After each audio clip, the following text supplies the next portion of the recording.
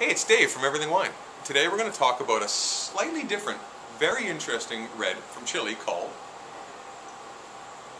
Botalcura.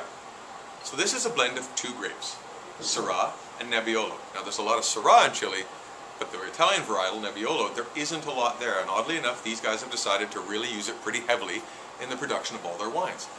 This winery is a partnership between two gentlemen, one Chilean and one French, and they started this in the year 2000. And it's actually named after a very small village south of Santiago by about 3 hours. It's really no more than a bunch of houses on a dirt road.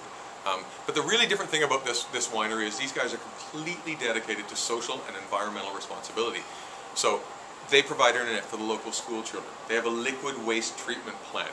So all the liquids and water and whatnot that's used during the process of making the wine is actually treated, turned into a mud, and returned to the earth so they can reduce the use of chemical fertilizers.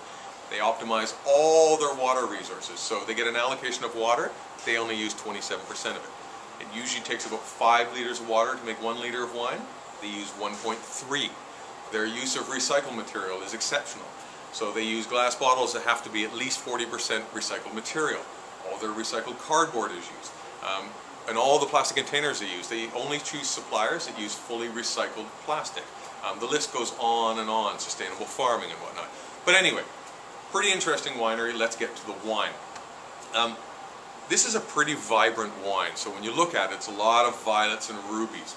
The nose, very elegant, very potent, lots of cherry, lots of herbs and spice, and a little bit of that kind of toast and oak character.